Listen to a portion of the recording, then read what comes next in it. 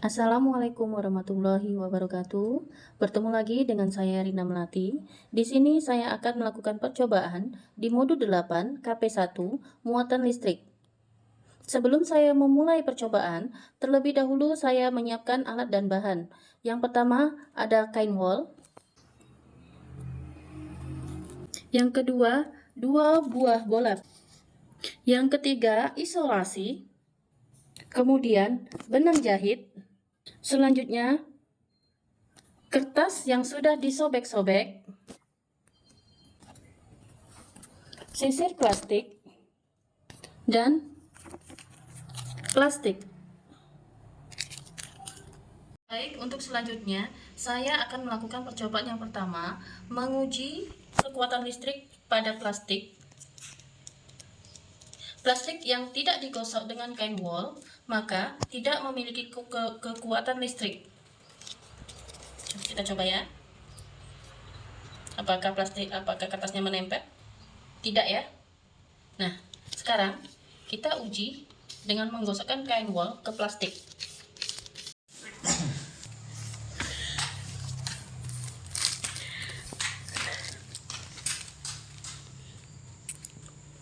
Kedua, saya akan menguji muatan listrik pada sisir. Sisir yang tidak digosok dengan kain wol, maka dia tidak mempunyai muatan listrik. Kita coba ya. Kertas tidak menempel ya.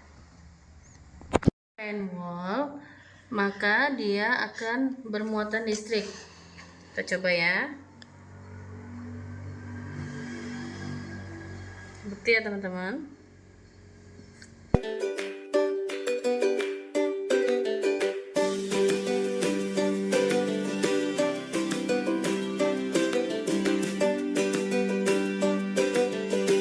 Alat dan bahan yang dibutuhkan yaitu yang pertama alat tulis, kemudian lembar pengamatan, kabel penjepit 2 buah, baterai AA 1,5 volt 2 buah, bola lampu 2 volt 1 buah, kemudian kawat besi, sendok perak, kawat tembaga, kertas, plastik, karet penghapus, kayu, air keran, dan air garam. Yang pertama yang akan kita uji yaitu adalah kawat besi. Nah, apakah kawat besi ini dapat menghidupkan lampu? Oke, kita pertama akan menjepit kawat besi ini dengan jepitan buaya. Apakah bisa menyalakan lampu? Nah, ternyata kawat besi ini dapat menyalakan lampu. Maka dari itu, kawat besi ini disebut sebagai konduktor atau dapat menghantarkan listrik. Dan yang kedua yang akan kita lakukan percobaan yaitu kawat tembaga. Apakah kawat tembaga ini dapat menyalakan lampu? Oke, kita coba capit dengan capitan buaya.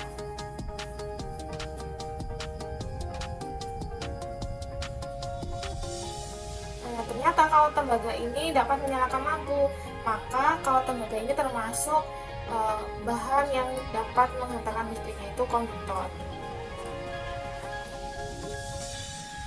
Untuk bahan yang ketiga yang akan kita lakukan percobaan yaitu sendok perak. Nah, sendok perak kita akan capit dengan capitan buaya. Apakah bisa menyalakan lampu? Nah, ternyata sendok perak dapat menyalakan lampu. Artinya sendok perak bersifat konduktor. Selanjutnya yaitu kayu. Nah, kita akan mencapit kayu ini dengan capitan buaya. Apakah kayu dapat menghantarkan listrik atau membuat lampu menjadi menyala? Nah, ternyata kayu tidak dapat menghantarkan listrik atau bersifat isolator. Untuk bahan yang selanjutnya yaitu karet penghapus. Oke, kita coba capit dengan capitan buaya. Apakah bisa menyalakan lampu? Nah, ternyata karet penghapus tidak dapat menyalakan lampu atau tidak dapat menghantarkan listrik. Artinya, karet penghapus bersifat isolator. Ini adalah kertas. Oke, kita akan coba.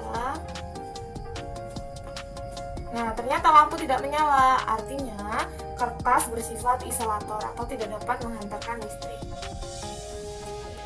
Bahan selanjutnya yaitu tas plastik. Kita coba jepit. Nah, ternyata tas plastik tidak dapat menghidupkan lampu, artinya tas plastik bersifat isolator. Yang selanjutnya yaitu air keran atau air biasa. Oke, coba kita lakukan pengamatan apakah air biasa dapat menghancurkan listrik.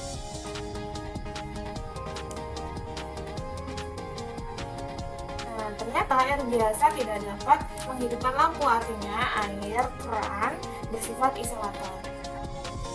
Nah, untuk yang selanjutnya yaitu air garam. Nah, apakah air garam ini dapat atau mampu menghidupkan lampu? Oke, kita coba.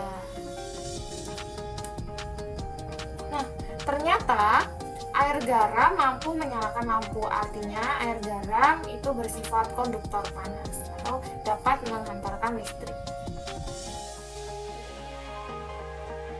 Selanjutnya adalah percobaan tegangan listrik. Alat dan bahan yang dibutuhkan adalah 2 buah baterai AA, kemudian 2 buah capit buaya, dan lampu bohlam 2 volt.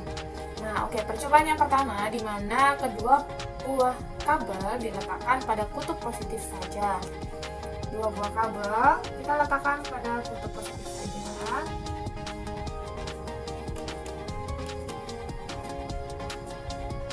Nah, artinya tidak ada tegangan listrik sehingga pada rangkaian tersebut tidak dapat menyalakan lampu.